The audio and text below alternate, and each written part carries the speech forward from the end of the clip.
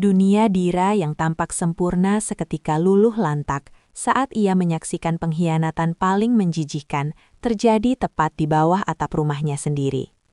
Siapa sangka, suami yang ia puja dan adik kandung yang ia besarkan dengan limpahan kasih sayang justru tega merajut hubungan terlarang di kamar tamu, menganggap Dira hanyalah pion bodoh yang bisa mereka kelabui selamanya.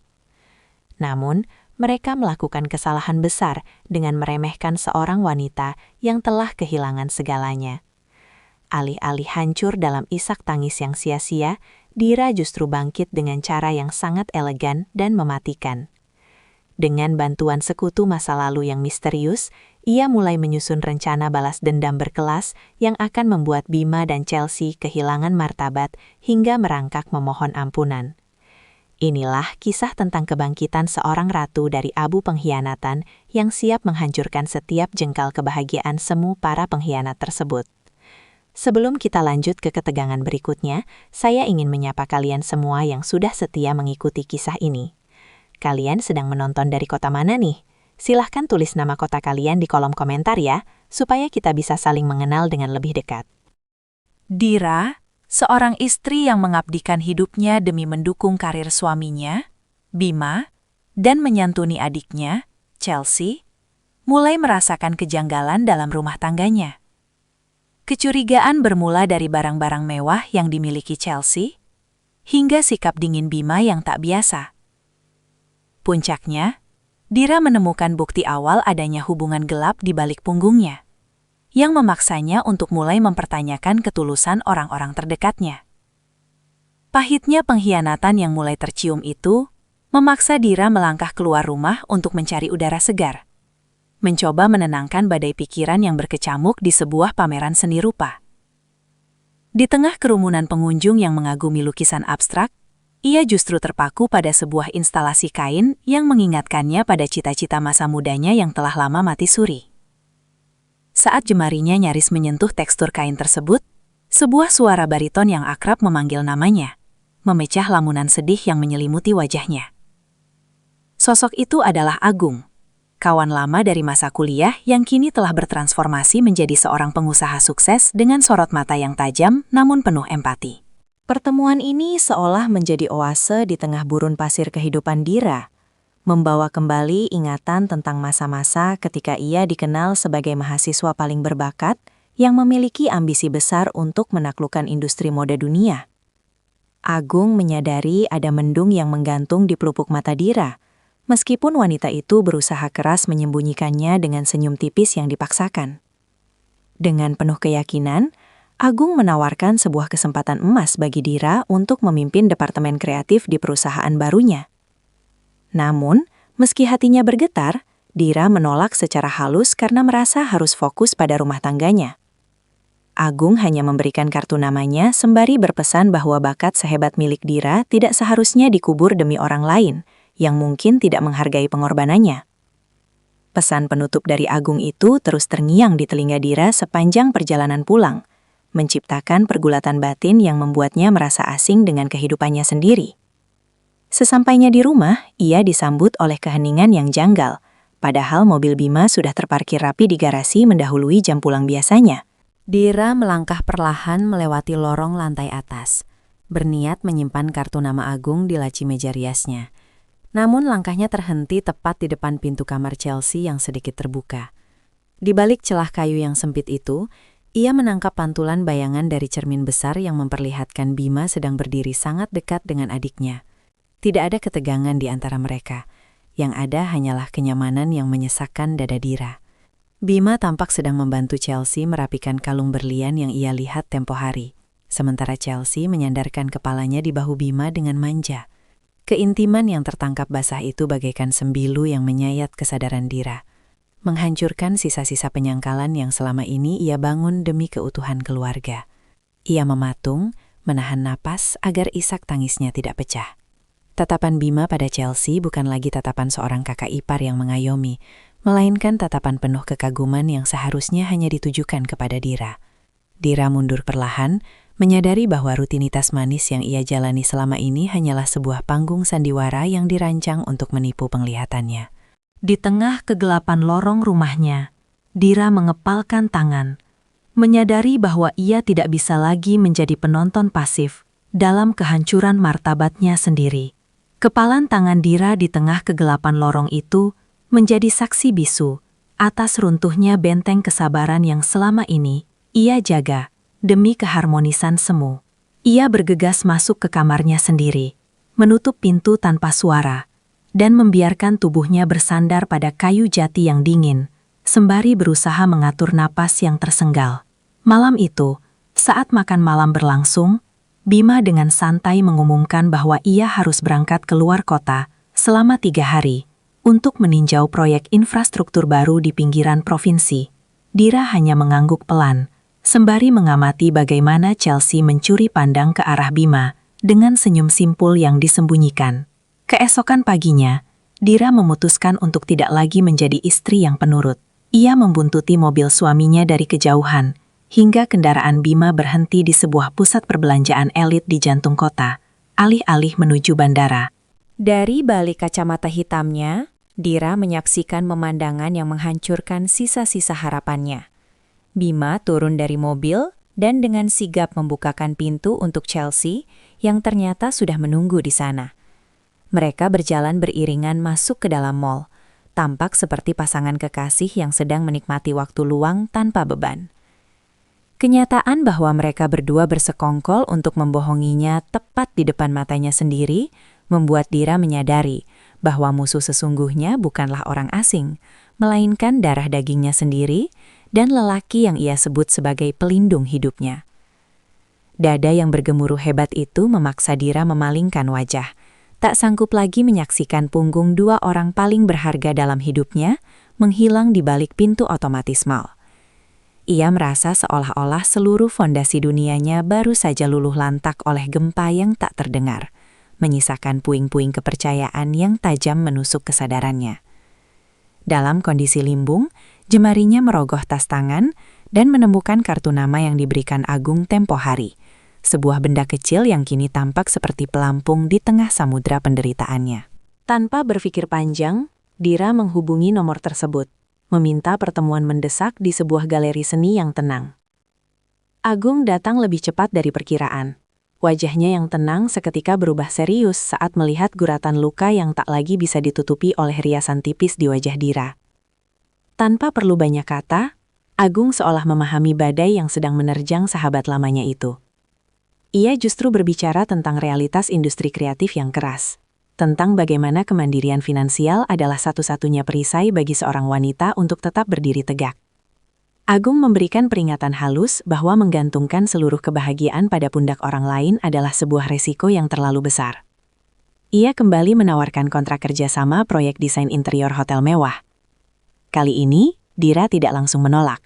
Ia menatap kartu nama itu dengan pandangan yang berbeda, menyadari bahwa peringatan dari masa lalu ini mungkin adalah satu-satunya jalan keluar, sebelum ia benar-benar hancur menjadi debu. Pandangan yang berbeda terhadap kartu nama Agung itu terus tersimpan rapat di saku pakaiannya, menjadi rahasia kecil pertama yang Dira miliki di tengah lautan rahasia besar yang menyelimuti rumahnya. Malam itu, hunian mewah tersebut terasa jauh lebih mencekam daripada biasanya, dipenuhi oleh kepura-puraan yang menyesakan napas saat Chelsea pulang dengan wajah berseri-seri dan tumpukan belanjaan baru. Ketika jam menunjukkan pukul 1 dini hari, Dira terbangun oleh getaran ponsel yang tak henti dari arah meja rias di kamar tamu yang ditempati adiknya. Ia melangkah masuk dengan kaki telanjang, menemukan Chelsea tertidur pulas, namun membiarkan gawai miliknya tergeletak menyala dengan rentetan notifikasi yang masuk bertubi-tubi. Rasa penasaran akhirnya mengalahkan prinsip privasi, memaksa jemarinya menyentuh layar yang terang benderang itu. Sebuah kontak dengan nama samaran My King muncul berulang kali, mengirimkan kalimat-kalimat penuh puja-puji yang seharusnya hanya ditujukan untuk seorang kekasih. Setiap baris pesan tersebut mengonfirmasi bahwa pertemuan di mall tadi siang bukanlah sebuah kebetulan. Yang membuat ulu hati Dira terasa diremas adalah ketika ia membaca pesan terbaru yang menanyakan, apakah si Kaku sudah tidur? Sebuah sebutan merendahkan yang merujuk pada dirinya sendiri sebagai istri sah. Dira merasa seperti sedang melihat sisi gelap dari adik yang ia besarkan dengan penuh kelembutan. Seorang gadis yang kini menjelma menjadi sosok asing yang tega mencuri kebahagiaan kakaknya demi ego pribadi yang dangkal. Air mata yang membasahi layar ponsel itu segera Dira usap dengan punggung tangannya yang gemetar, menyadari bahwa emosi hanya akan membuatnya terlihat lemah di hadapan pengkhianatan yang begitu terancana. Ia meletakkan kembali gawai tersebut di posisi semula, lalu melangkah keluar dari kamar Chelsea dengan kehati-hatian seorang detektif yang baru saja menemukan bukti krusial di TKP. Di dalam kegelapan ruang kerja pribadinya yang berdebu, Dira terduduk sembari menatap kosong ke arah deretan buku mode yang sudah lama tidak ia sentuh. Hatinya yang hancur berkeping-keping seolah berperang dengan logika yang menuntutnya untuk segera bertindak tegas, namun rasa sayang yang telah ia tanam selama belasan tahun untuk adiknya menciptakan keraguan yang menyiksa. Logika Dira mulai menyusun kepingan rencana, mengingatkannya pada nasihat Agung bahwa ia tidak boleh pergi dengan tangan hampa. Ia mulai menyadari bahwa konfrontasi emosional tanpa persiapan matang hanya akan membuatnya kehilangan segalanya. Dengan saksama, ia mulai mengunduh mutasi rekening bersama dan memindahkan salinan dokumen-dokumen penting ke dalam diska lepas yang ia sembunyikan di balik bingkai foto pernikahannya. Dira memutuskan untuk mengenakan kembali topeng istri yang manis dan kakak yang pemurah untuk beberapa hari ke depan, sembari mengumpulkan lebih banyak bukti yang tak terbantahkan. Ia tahu bahwa badai besar akan segera datang, dan kali ini ia tidak akan membiarkan dirinya tenggelam tanpa perlawanan yang elegan. Energi dingin yang mematikan itu membimbing jemari Dira untuk menyusun sebuah rencana jamuan makan malam yang tampak sempurna di permukaan, namun menyimpan badai di baliknya. Ia mengundang Bima dan Chelsea untuk duduk bersama di ruang makan yang telah dihias dengan lilin aromaterapi dan bunga sedap malam, menciptakan atmosfer romantis yang ironis. Dira mengenakan gaun sutra merah yang elegan, seolah ingin menunjukkan bahwa kelembutannya telah bertransformasi menjadi keberanian yang membara. Bima tampak sedikit terkejut, sementara Chelsea terlihat tidak nyaman, sesekali merapikan kalung berlian yang ia sembunyikan di balik kerah pakaiannya. Dira menuangkan jus jeruk ke gelas masing-masing dengan tangan yang sangat tenang, meski di dalam dadanya, setiap detak jantung terasa seperti dentuman jenderang perang. Suasana hening yang mencekam itu pecah ketika Dira mengeluarkan sebuah amplop coklat besar dari bawah meja, meletakkannya tepat di antara piring Bima dan Chelsea. Ia tidak mengucapkan sepatah kata pun, hanya menatap mereka berdua dengan sorot mata tajam yang belum pernah mereka lihat sebelumnya. Bima membuka amplop tersebut dengan ragu, dan seketika wajahnya memucat saat melihat cetakan foto-foto kedekatan mereka di mall serta salinan pesan singkat dari ponsel Chelsea. Chelsea tersedak, menyadari bahwa rahasia gelap mereka telah terbongkar sepenuhnya. Topeng istri yang penurut kini telah dilepaskan oleh Dira, menyisakan seorang wanita yang terluka namun tetap berdiri tegak. Sisa-sisa kasih sayang yang selama ini Dira pelihara seolah menguap begitu saja saat ia melihat reaksi Bima yang hanya tertunduk membisu di balik tumpukan bukti tersebut. Namun, keterkejutan Dira mencapai puncaknya ketika Chelsea justru menegakkan punggungnya dengan tatapan yang penuh dengan kilatan amarah yang tidak terduga. Adik bungsunya itu mendorong piring porselen di hadapannya hingga menimbulkan denting yang memekakan telinga, lalu mulai melontarkan pembelaan diri yang sangat melukai logika Dira sebagai seorang kakak. Chelsea menuduh Dira sebagai sosok yang terlalu sempurna dan membosankan, seorang istri yang hanya peduli pada keteraturan rumah tangga hingga lupa bagaimana cara memberikan gairah hidup pada suaminya sendiri. Kata-kata itu meluncur dari bibir Chelsea dengan sangat lancar, seolah-olah pengkhianatan yang dilakukannya adalah sebuah konsekuensi logis dari kekurangan yang dimiliki oleh Dira. Dira hanya terdiam mendengarkan rentetan tuduhan itu, merasakan bagaimana setiap kalimat yang dilontarkan Chelsea menghujam tepat ke jantung harga dirinya. Ia menatap Bima, berharap suaminya akan membela. Namun pria itu tetap bergeming dalam kebungkamannya yang pengecut. Di titik inilah Dira menyadari bahwa ia tidak hanya dikhianati oleh cinta, tetapi juga oleh pengabdian yang ia berikan secara cuma-cuma. Alih-alih meledak dalam teriakan histeris, Dira justru merasakan sebuah ketenangan yang menakutkan menyelimuti jiwanya. Ia bangkit dari kursi makannya dengan keanggunan yang tak tergoyahkan.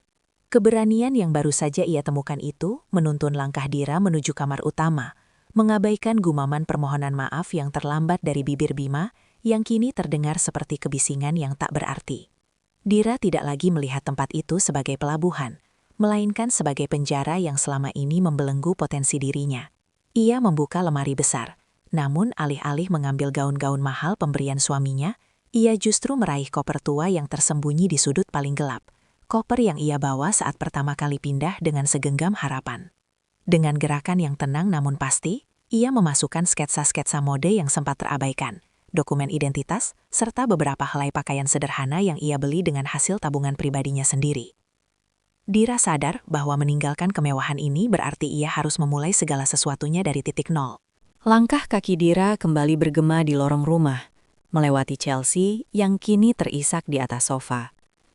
Tanpa menoleh sedikit pun, Dira meletakkan kunci rumah di atas meja pajangan. Sebuah simbol pelepasan atas segala hak dan kewajiban. Bima mencoba menahan lengannya, memohon agar Dira tidak pergi, namun Dira melepaskan cengkraman itu dengan kekuatan yang mengejutkan. Ia menyadari bahwa memaafkan saat ini hanya akan memberikan izin bagi mereka untuk menyakitinya kembali. Saat pintu besar rumah itu tertutup di belakangnya, Dira menghirup udara malam yang bebas, merasakan getaran ponsel di saku mantelnya. Sebuah pesan singkat dari Agung yang menanyakan apakah ia sudah siap untuk lembaran baru. Pesan singkat dari Agung itu menjadi satu-satunya cahaya penuntun bagi Dira saat ia menyetir menjauhi gerbang kompleks perumahan. Ia tidak menuju hotel mewah, melainkan ke sebuah studio kecil di sudut kota yang pernah ia sewa secara rahasia sebagai tempat persembunyian kreativitasnya yang terpendam. Pagi buta keesokan harinya, ia sudah berdiri di depan kantor Agung dengan penampilan yang jauh lebih segar, mengenakan blazer hitam potongan tegas yang ia desain sendiri.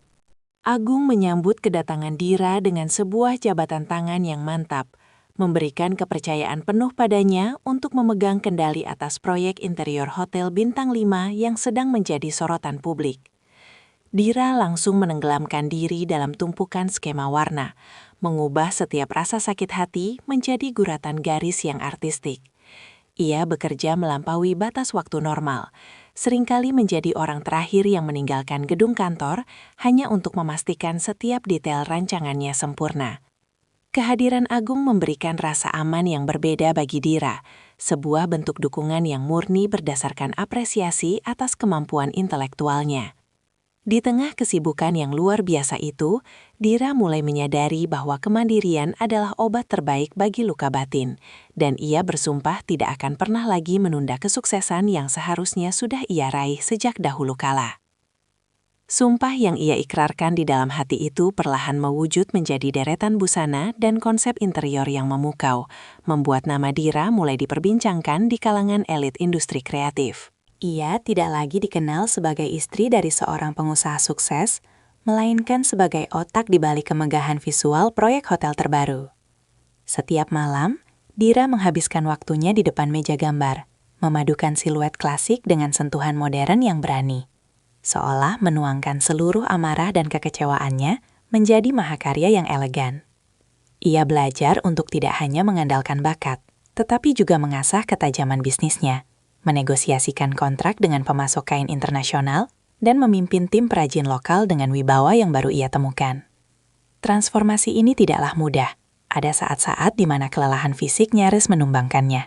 Namun, bayangan pengkhianatan di meja makan malam itu selalu menjadi bahan bakar yang membakar semangatnya. Dukungan Agung yang tak tergoyahkan menjadi pilar penting, memberinya ruang untuk bereksperimen tanpa takut akan kegagalan. Dira mulai menyadari bahwa selama bertahun-tahun, ia telah mematikan sinarnya sendiri hanya agar orang lain di sekitarnya tidak merasa terbayangi. Sekarang, ia membiarkan cahaya itu berpendar terang, menarik perhatian banyak investor. Keberhasilan ini adalah bukti nyata bahwa kemandirian merupakan bentuk balas dendam yang paling manis, sekaligus paling beradab yang bisa ia berikan kepada masa lalunya. Bentuk balas dendam yang paling beradab itu mulai menampakkan taringnya saat berita tentang kesuksesan Dira menghiasi berbagai media, kontras dengan kondisi rumah tangga yang ditinggalkannya. Tanpa kehadiran Dira, karir Bima perlahan-lahan mulai goyah akibat serangkaian keputusan impulsif yang ia ambil sendirian. Koneksi bisnis yang dulu terbangun berkat keramahan Dira satu persatu menjauh, menyisakan Bima dalam tekanan finansial yang berat. Sementara itu, Chelsea yang selama ini hidup dalam gelembung kemewahan mulai merasakan pahitnya kenyataan saat kartu kredit yang ia gunakan mulai mencapai batas limitnya. Hubungan terlarang mereka yang awalnya dianggap penuh gairah, kini berubah menjadi ajang saling menyalahkan. Karena tanpa sokongan dana dari Dira, cinta yang mereka agungkan ternyata sangatlah rapuh. Dira mendengar kabar kemunduran mereka melalui desas-desus, namun ia tidak lagi merasa perlu untuk merasa iba. Fokus utamanya kini adalah memastikan butik pertamanya yang berlokasi di area prestisius kota siap untuk dibuka tepat waktu.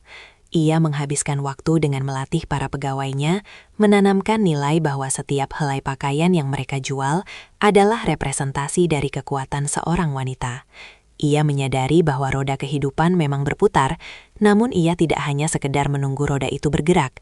Ia adalah penggerak utama yang memastikan dirinya berada di posisi paling atas melalui kerja keras yang tak kenal lelah.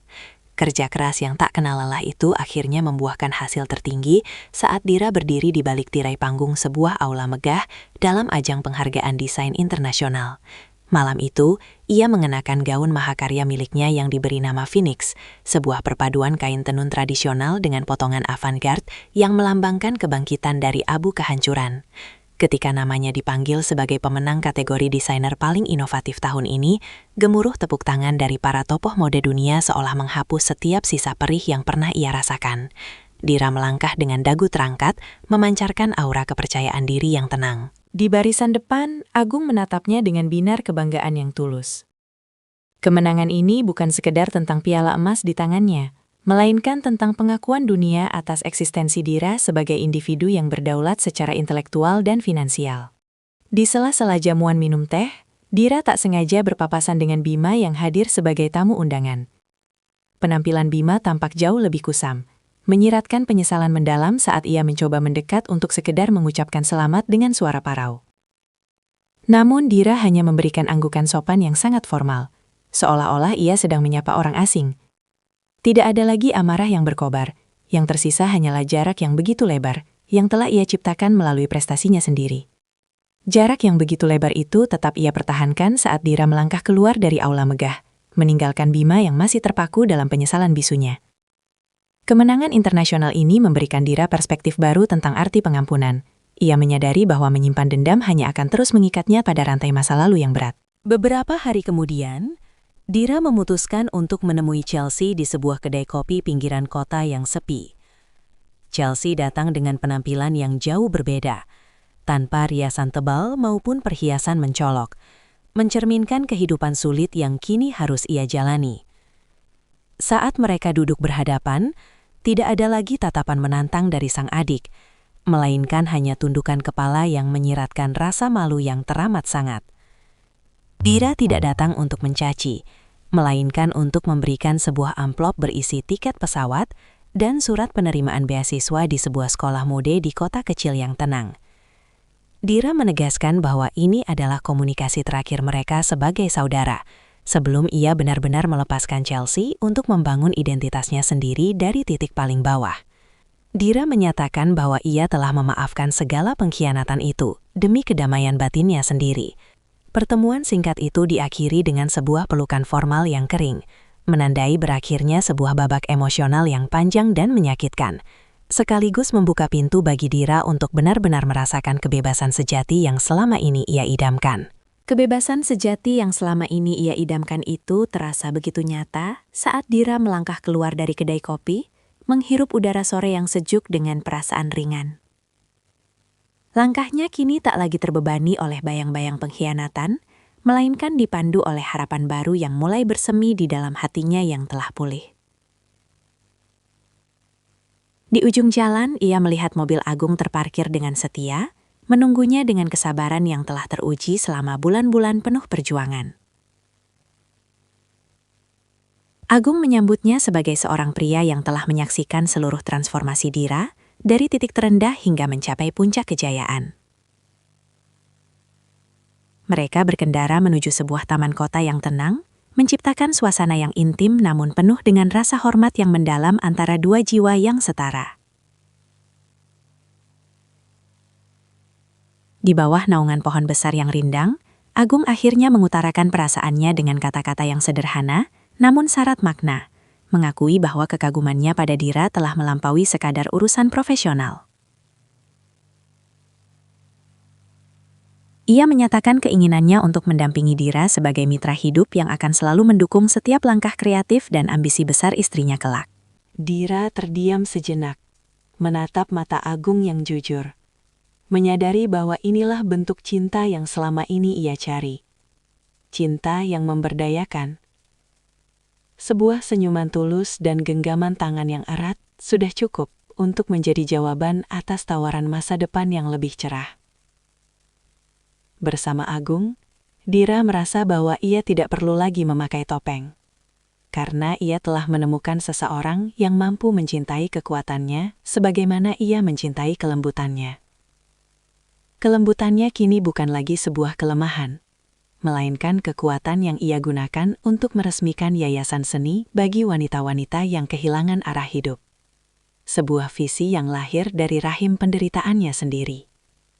Pada malam peresmian gedung yayasan tersebut, Dira berdiri di podium utama dengan gaun berwarna emas yang berkilauan, menatap ratusan pasang mata yang mencari inspirasi dari sosoknya. Di sudut ruangan, ia melihat sekilas sosok Bima yang berdiri jauh di belakang. Tampak seperti orang asing yang hanya bisa mengagumi kejayaan yang dulu ia sia-siakan. Tidak ada kebencian di mata Dira. Hanya ada rasa syukur karena luka yang dulu Bima berikan telah menjadi pupuk bagi pertumbuhan jiwanya yang kini telah mekar dengan sempurna. Dira menyadari bahwa jika bukan karena kehancuran itu, ia mungkin masih akan menjadi wanita yang terperangkap dalam sangkar emas, mengubur mutiara bakatnya demi kebahagiaan semu orang-orang yang tidak menghargainya. Pesan moral yang ia sampaikan dalam pidato penutupnya mengguncang sanubari setiap orang yang hadir. Ia berbicara tentang bagaimana cinta sejati seharusnya menjadi sayap, bukan rantai yang membelenggu. Dira menekankan bahwa pengkhianatan yang paling kejam bukanlah saat orang lain membohongi kita, melainkan saat kita membohongi diri sendiri dengan bertahan dalam situasi yang merendahkan martabat hanya demi rasa sayang yang buta.